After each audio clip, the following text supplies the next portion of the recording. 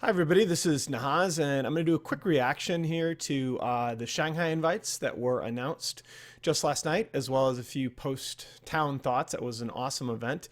I got to make this quick since I'm just about to go out and celebrate New Year's with my wife, so let's get started. There are two issues that I think that a lot of people are talking about with respect to the automatic invites. I actually don't think that either of these issues is really a big deal. The first of those is Alliance being included. I actually think this is fine. It's not the decision that I would have made.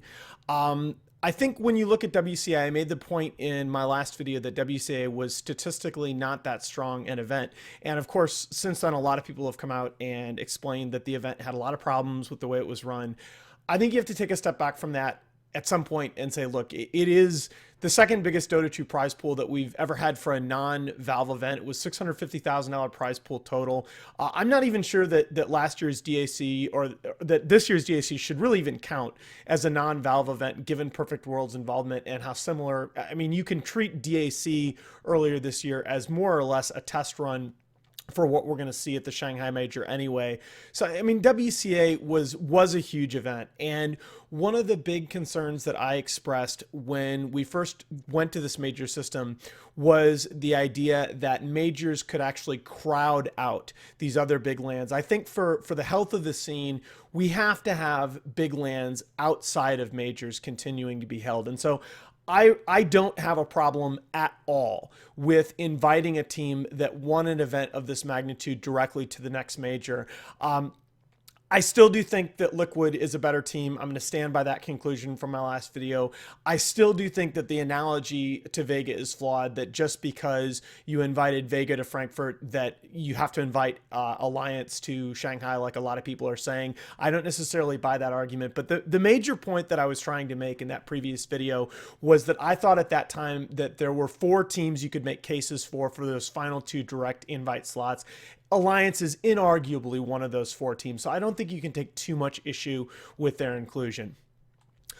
The other issue that a lot of people are pointing out is LGD's exclusion, and I'm going to come out and say this right away. I screwed this up in the previous video. CDEC is an absolute no-brainer. If I really had it to do over again, I would probably argue that there are 6 teams that were locks. CDEC is as close to a lock as you can get, and it was really 3 teams for the final slot.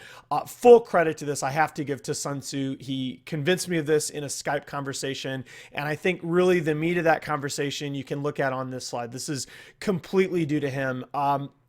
The time frame between majors now is too short. I don't think that you can look exclusively at performance between Frankfurt and now in deciding the invites for Shanghai. I think you have to go back farther from that. And when you go back to TI5 and after, it's just CDEC is clearly the better team. There's no contest. They finished ahead of LGD at TI5.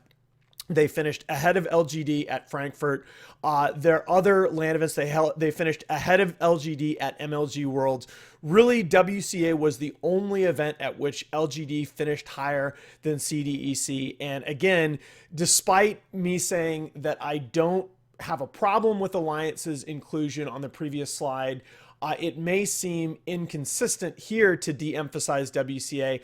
I don't really think that that's inconsistent, given that that was the only event at which LGD finished ahead of CDEC. So I don't have a problem with their exclusion. LGD has just not been a consistently elite tier team over the last 6 months. They are very, very good, and I think that they will win the Chinese qualifiers, and I think that they do have a shot to make some serious noise in Shanghai. But on paper, in terms of the resumes, I think CDEC is clearly better. Here's the issue that not a lot of people are talking about. Toby actually mentioned it earlier today in a tweet, and I really do feel very strongly about this, and that's clarity. The invite guidelines, I think, need to be just made a ton more clear. The criteria by which Valve is selecting teams for direct invitations as well as for the regional qualifiers. Okay, and the 2 examples that I will use to make my case for this are NCAA men's basketball and football. If you look at NCAA men's basketball, for people that aren't familiar with this, and I realize a lot of people out of the States won't be, all right, there are 68 teams that go into this tournament at the end of the year. The winner of this 68 team single elimination tournament is the national championship in NCAA basketball. 32 of these are automatic bids, so you get these by winning major athletic conference tournaments, okay? 36 of them are selected at large by a selection committee. This committee is generally composed of athletic directors and other executives from major NCAA conferences and schools. In the mid-2000s, I'm not going to take you through the full history process here, but in the mid-2000s, these at-large bids were becoming increasingly controversial. There was starting to be a lot of money coming into the scene. The contract, the television rights for CBS was getting very, very lucrative at this point. There were also a lot more talented players that were coming up into college basketball. These so-called mid-major teams, the smaller school teams from outside the large big money athletic conferences, were starting to do very, very well in home and neutral court contests against some of the bigger conference schools. And there was a lot of controversy. There was a lot of concern that these teams were not being adequately represented in the 36 at-large, or at that time it was a little less than 36, but in the at-large bids. And there was a lot of argument over this every year. And, you know, the NCAA, it actually crushed the vast majority of this argument by simply announcing a very clear set of selection criteria bids. They said, look, we are going to emphasize the non-conference part of your schedule because that's the part of your schedule that as a school you control. You schedule your opponents every year. We're going to give a lot of preference to that so that these mid-major teams are going to be able to have big wins outside of their conference against big schools, and they get a lot of credit for those. We're going to emphasize neutral court and away court wins. And I think, you know, that's totally reasonable because most of the time the mid-major schools were having to travel in order to play their power conference teams. And you know what? It's funny. Once they did this, there's still, of course, a lot of debate over what teams belong going into Selection Sunday, the time that the bids are announced. But afterwards, there's much less bickering and disagreement about the bids. Since they announced these criteria, most years, most experts will agree that the NCAA gets it right on all but maybe one or two teams. And it's just a matter of clarity because the argument about whether a team deserves to be in, once there are clearly announced guidelines, that argument becomes so much less subjective. You have to either argue that the criteria are unfair or that they're being incorrectly applied. It's not this, well, I think this team is better than that other team anymore. It's, look, here are the criteria that we've set forth that we've all agreed to.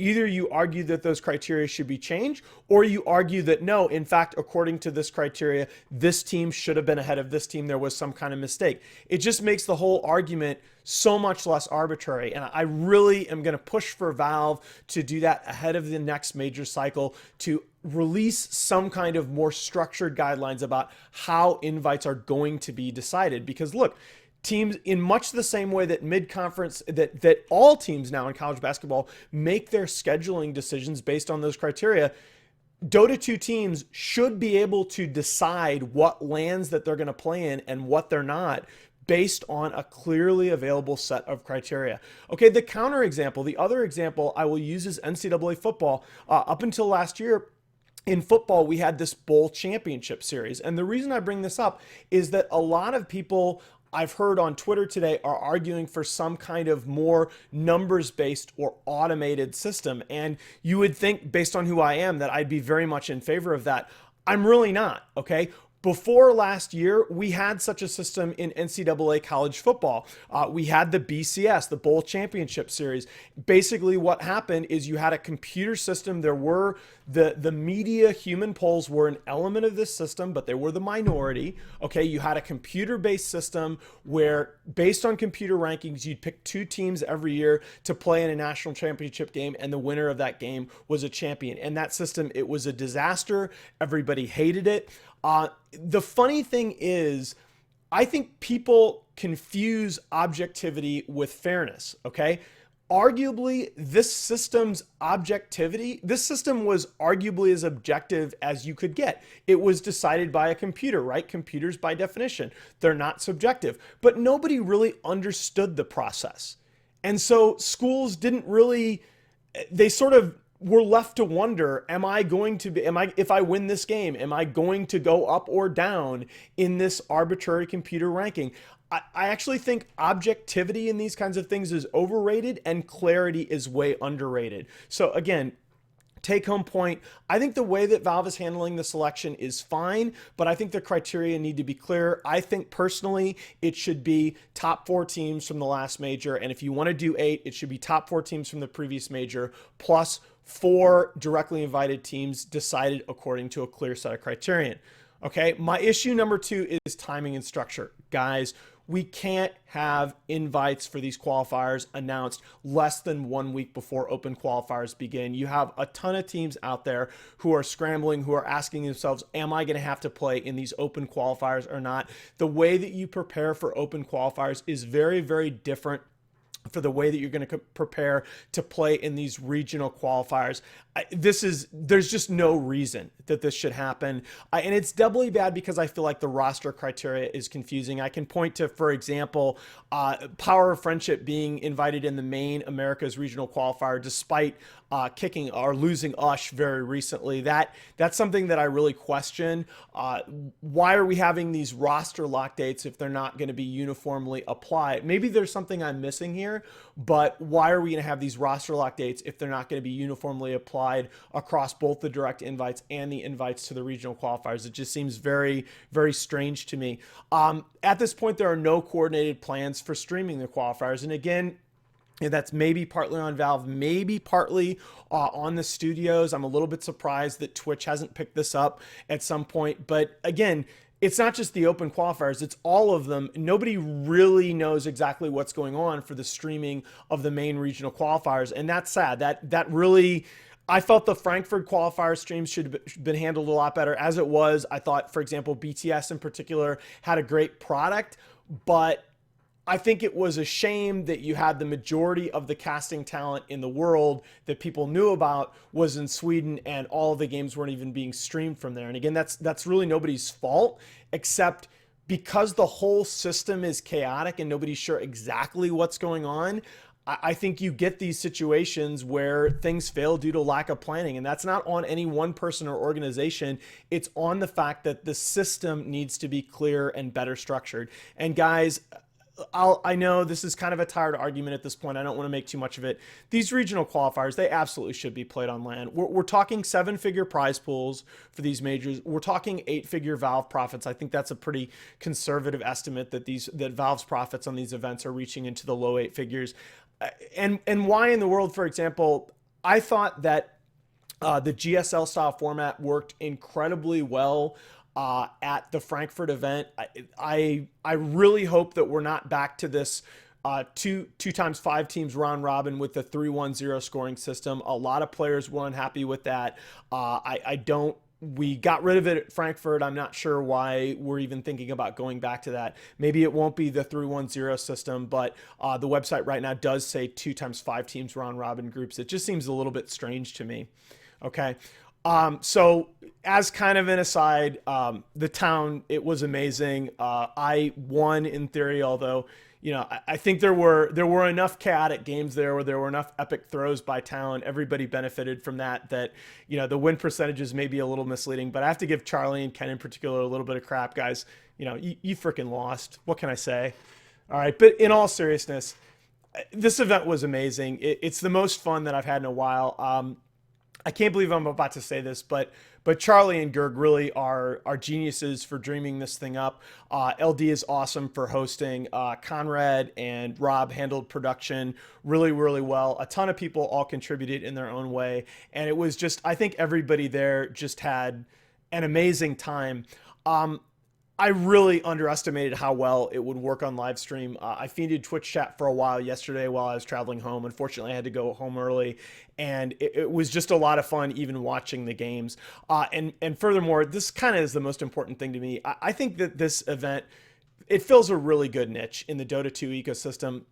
A lot of people, you have limited opportunities, especially as a young person in this scene, to really build your brand. And I think this kind of an event gives people the chance to interact in an environment, in a little bit of a different environment, to really show their stuff. I think, the 6-person games on the last day in particular, you got to see Mott and Ziori, who really hadn't had a chance to do much in the event up to that point. You saw them get a chance to win some games and really show what they could do. Mott won a great Mafia game. Ziori had a great town win to win a game.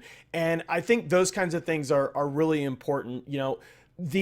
The majors are not really supposed to be about us. They're not supposed to be about the talent. They're supposed to be about the players, and they're supposed to be about the games. And I think the Mafia land, it's just a great thing. If Charlie doesn't figure out how to make this into an intellectual property and sell it to somebody, I will actually be I'll be tremendously surprised. Also, this is more an aside. I feel like a lot of people really misunderstand Mafia. Chat goes crazy every time somebody gets a read right, and they dump on somebody every time you get a read wrong. Guys, reads are very important. They're obviously a huge part of the game, but you have to be able to sell your reads.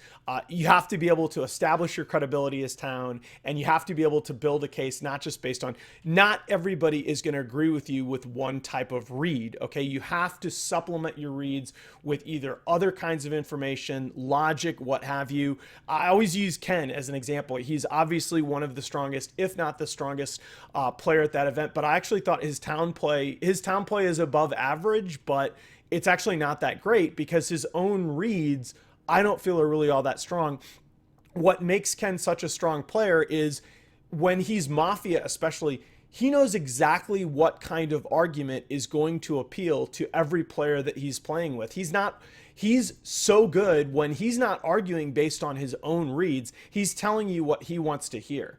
And that's the kind of skill that I think he's telling you what he knows you want to hear, more accurately. And that's a skill that I think it's really neat. It's really fun to see. It's fun to play against. It's tremendously underrated. So I hope we get to do this again soon. I can't thank these folks enough for putting it together. It was just an awesome event. And I really hope when people look at majors, when they look at events like this, I hope people appreciate just how special it is that we have such amazing people in the Dota 2 community. I've been very fortunate throughout my life to have amazing people around me. My family is amazing. I've had two just absolutely just stellar groups of people as friends in both high school and college. I got to work for 10 years at the University of Chicago at the business school there. I had the best colleagues that you could ask for in my profession when I worked there. And I think I would put the group of people that I've had the chance to interact with in the Dota 2 community, I would put right up there among any of those four groups as a group that I'm just really proud and fortunate to be a part of. So thanks, guys. Happy New Year to everybody, and I will talk to you soon.